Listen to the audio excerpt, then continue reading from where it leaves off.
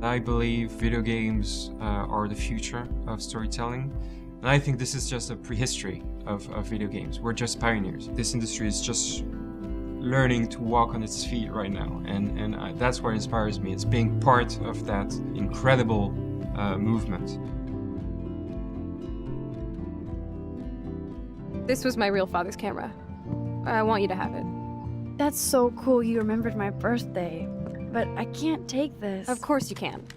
My dad would be pissed if I never used it, and now I know it'll be used awesomely.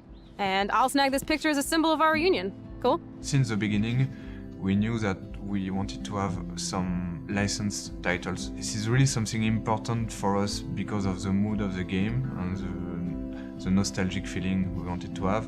As we are a French company, we wanted to work with a French artist. A song, I think sometimes more than a score, give really something unique to a scene. We managed to have a blend between licensing tracks that we bought and original scoring made by Jonathan Morali.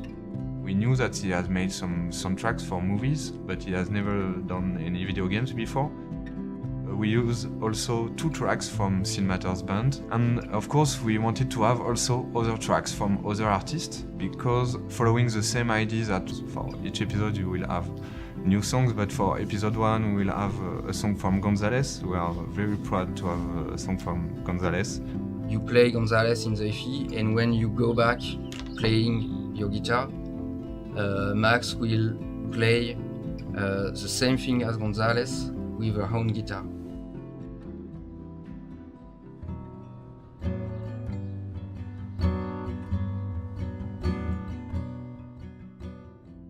We have a song of Angus and Julia Stone, who are great artists also, and since the beginning of the game we have some Angus and Julia Stone music on a lot of scenes in the game.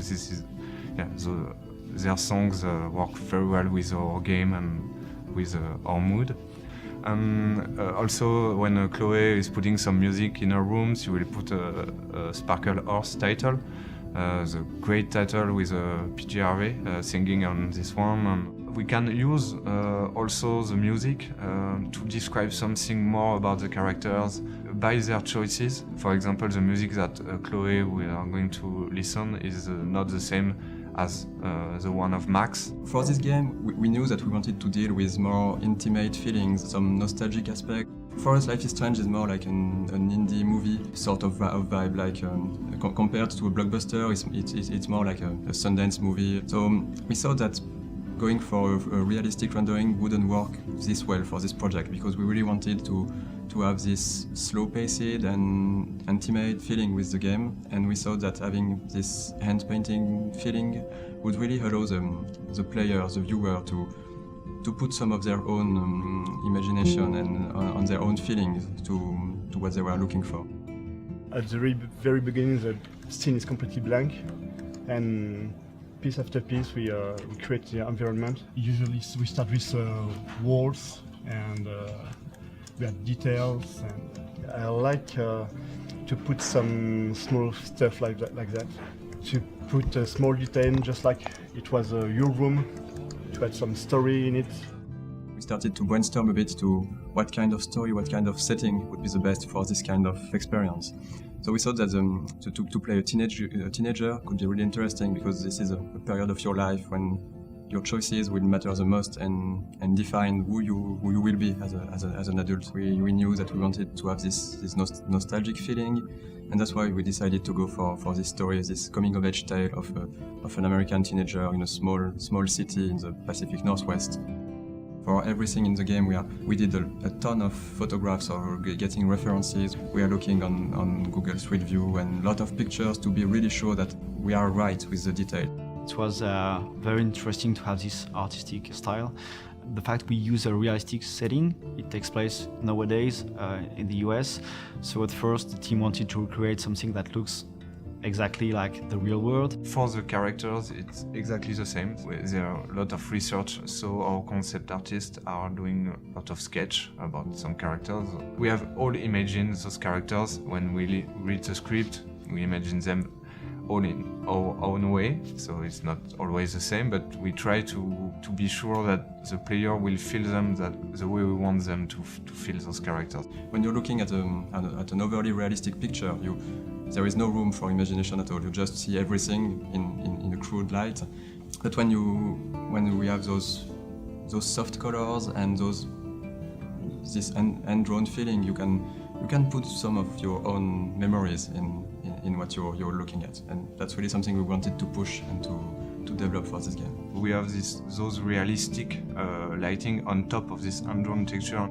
I think light is almost an actor itself in the game. In Sundance movies, there is this will to frame against the light or to have those lights coming in the picture, and that's something we really wanted to portray in the game, to use the light to be part of the picture and just not be something that just would be lighting the characters. That's also some new technology we developed for Life is Strange, to have those light leaks bleeding over the picture. Some of the parts of the game are taking place in the magic hour, because this is really this kind of lighting and feeling that really brings this warmth and soft feeling, and I think it was great for telling this story, our story of Max and Chloe.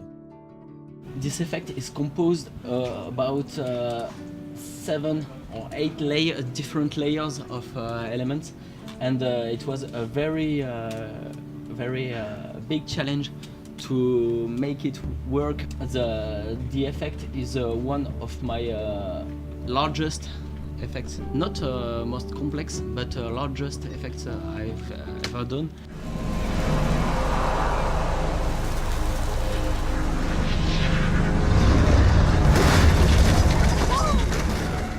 The writer is based in the US. The script he creates is we're very proud of it. Yesterday, the audio director for the VO sessions said once again that he loved the script. She looks like a model. That was her plan. Our plan. Get the hell out of Bigfootville and into Los Angeles. What about your mom? What did Joyce think about all this? In a game with such a heavy narratively driven game, voice acting is really, really important, and we really wanted the voice actors to be American, and so we looked for a different studio, and we decided to went for a studio located in Los Angeles, working with American actors. We attend remotely the sessions in Hollywood, in Los Angeles. So we have a day that starts 10, and around 6 p.m. we have to start the second day of the day and attend the recording session until 3 a.m.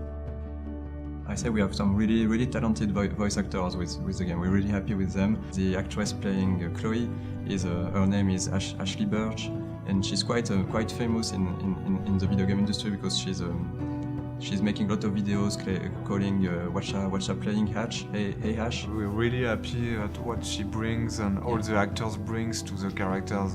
When we record the session, they give something more to the characters. Each session is really something unique, having this quality for the game. We are really, really happy with the voice actress we have for Max. Her name is Hannah Tell. We're really, really happy with the way she's portraying Max. What's great is that everyone's enjoying this game right now. It's very different from what you're used to see. I smile when I play the game, when I discover some hidden stuff I hadn't seen. We have a lot of Easter eggs hidden here and there, and it's really an enjoyable experience. We've now basically gathered an extremely talented pool of producers, animators, game designers, level designers, concept artists, sound designers. Everywhere in this building you'll see extremely talented people.